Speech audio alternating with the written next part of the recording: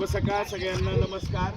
आमच्या शिवाजी माध्यमिक आणि उच्च माध्यमिक विद्यालयाची शैक्षणिक सहल रायगड जिल्ह्यातील मुरुड जंजिरा या किल्ल्यावर येऊन थांबलेली आहे.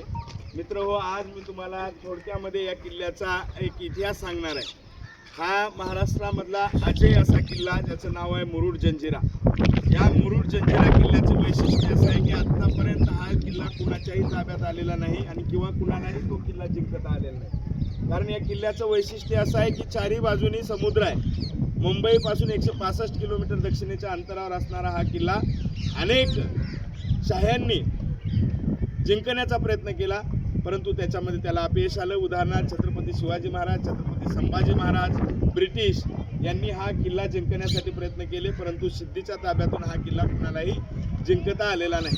हा तहामध्ये किल्ला आला, परंतु या किल्ल्याचं वैशिष्ट्य असं की या किल्ल्यावर 572 तोफा आहेत आणि त्याचबरोबर नैसर्गिक गोड्या पाण्याच्या 2 विहिरी आहेत, जे की पाणी पिण्यायोग्य आहे आणि त्या पिण्यायोग्य पाण्याचा वापर या ठिकाणी केला जात असतो. आणि मोठ्या प्रमाणामध्ये या किल्ल्यामध्ये अनेक बुरुज आहेत, अनेक इंडो अरेबियन संस्कृतीच्या मजिदी टाईप तुम्हाला या ठिकाणची संस्कृती पाहायला मिळते.